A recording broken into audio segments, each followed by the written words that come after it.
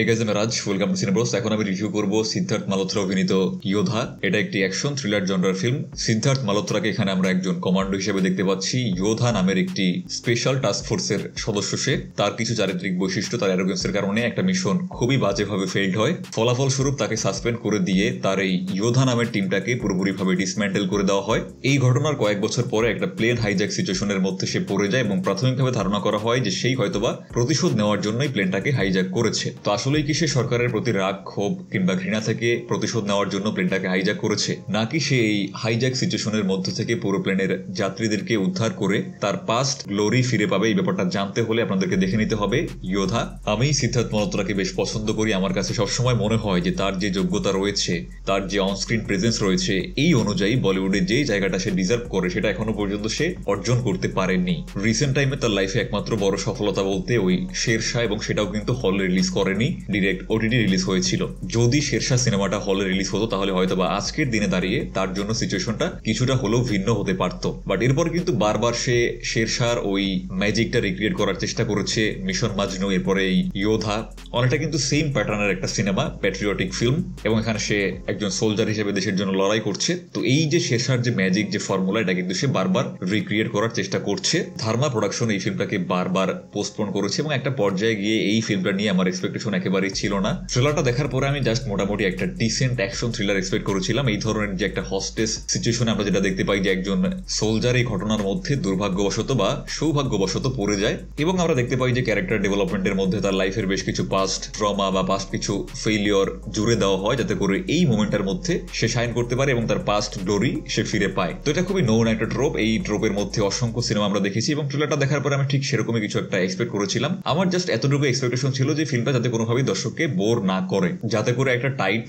Engaging, thrilling একটা experience দর্শককে দিতে পারে। আর জাস্ট এই জায়গাতেই কিন্তু ফিল্মটা পুরোপুরি সফল। শুরু থেকে শেষ পর্যন্ত একটা মোমেন্টের জন্য এই সিনেমাটা বোর করে না। একটা হস্টেজ সিচুয়েশনের মধ্যে যেই পরিমাণের টেনশন থাকা দরকার, সেরকমের টেনশন কিন্তু এই ফিল্মটার মধ্যে ছিল। এই ফিল্মের প্রায় পুরো অংশ জুড়েই হস্টেজ সিচুয়েশনটা দেখানো হয়। তবে এখানে ভালো ব্যাপার হচ্ছে এটাই যে এই যে হস্টেজ সিচুয়েশনটা, এটাকে কিন্তু একেবারেই প্লেন অ্যান্ড সিম্পল ওয়েতে দেখানো হয়নি। এই যে একজন হিরো, সে একটা হস্টেজ সিচুয়েশনের মধ্যে থেকে সমস্ত অপরাধীদেরকে নিউট্রালাইজ করবে, সিভিলিয়ানদেরকে রক্ষা করবে, এই যে টেমপ্লেট, এটাকে কিন্তু এখানে এতটা স্ট্রেট ফরওয়ার্ড ভাবে গল্পটাকে বলা হয়নি। রাইটার এখানে বেশ কিছু টার্ন অ্যান্ড টুইস্ট যোগ করেছে, যে ব্যাপারটা এই ফিল্মটাকে ওই সমস্ত স্ট্রেট ফরওয়ার্ড ফিল্ম থেকে কিছুটা হলেও আলাদা করে তোলে। এবং এই যে সমস্ত টুইস্ট এখানে রয়েছে, সবগুলো টুইস্ট আপনাকে খুব বিশালভাবে ধাক্কা না দিতে পারলেও অবশ্যই কিন্তু টুইস্টগুলো ওয়ার্ক করে। বিশেষ করে প্রথমে যে টুইস্টটা রয়েছে, এই টুইস্টটা কিন্তু বেশ ভালো রকমের ওয়ার্ক করে। একজন প্রপার অ্যাকশন হিরো হওয়ার জন্য যে সমস্ত এলিমেন্ট একজন অভিনেতার মধ্যে থাকা দরকার, তার প্রায় প্রত্যেকটা এলিমেন্টই কিন্তু সিদ্ধার্থ মালহোত্রার মধ্যে রয়েছে। যেই ব্যাপারটা এই ফিল্মটা দেখার পরে আরো একবার আপনাদের কাছে পরিষ্কার হয়ে যাবে।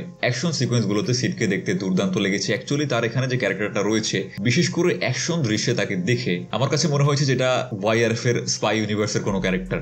অনেস্টলি বলছি, এই সিনেমাটা যদি ওয়াইআরএফ এর কেউ দেখে থাকে, বিশেষ করে আদি চোপড়া যদি দেখে, আই ক্যান গ্যারান্টি যে তারও কোথাও না কোথাও গিয়ে মনে হবে যে এই ছেলে আমার স্পাই ইউনিভার্সের মধ্যে পারফেক্টলি ফিট করে। অ্যাকশন দৃশ্যগুলোর প্রশংসা আমি আরো একবার করতে চাই। বিশেষ করে এয়ারক্রাফটের মধ্যে বেশ কিছু অ্যাকশন সিকোয়েন্সেস এমন ভাবে ডিজাইন করা হয়েছে যেখানে পুরো প্লেনটা মিড এয়ার 360 ঘুরছে। এই সময় সিডকে টেররিস্টদের সাথে ফাইট করতে দেখা যায়। এই দৃশ্যগুলো দেখে আমার কাছে বারবার ইনসেপশনের কথা মনে পড়ে গেছে, এবং আমি কনফিডেন্টলি বলতে পারি যে এই দৃশ্যটা এক্সিকিউট করার জন্য অবশ্যই তারা ইনসেপশন থেকে ইন্সপিরেশন নিয়েছে। তবে যেই ব্যাপারটা আমার নজর কেড়েছে সেটা হচ্ছে এই সিনেমার মধ্যে কিন্তু পাকিস্তানকে স্ট্রেট আপ ভিলেন হিসেবে দেখানো হয়নি, যেটা অধিকাংশ বলিউড সিনেমায় করা হয়ে থাকে। এই সিনেমার মধ্যে কিন্তু এই ব্যাপারটা স্পষ্টভাবে উঠে এসেছে যে ইভেন পাকিস্তানের সরকারও এই টেররিস্টদের হাতে কিংবা এই সমস্ত মিলিটারি লিডারদের হাতে বন্দী।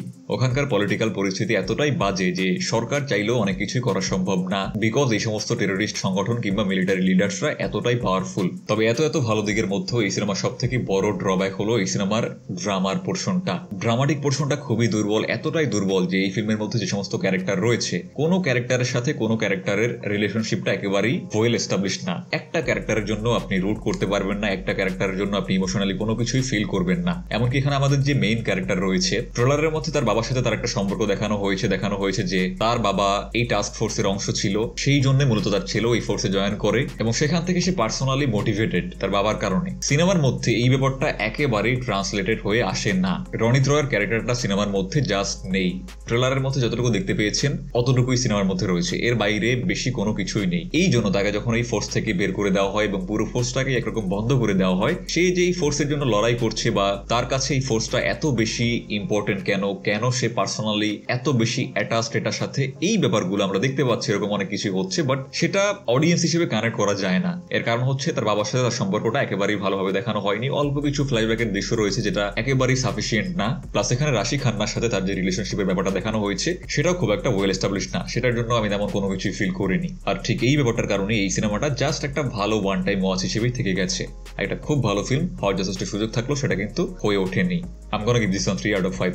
রিভিউটা দেখার জন্য অসংখ্য ধন্যবাদ। যদি আমাদের চ্যানেলে প্রথমবার হয়ে থাকেন প্লিজ লাইক এন্ড সাবস্ক্রাইব। দেখা হচ্ছে পরবর্তী ভিডিওতে। Till then tata.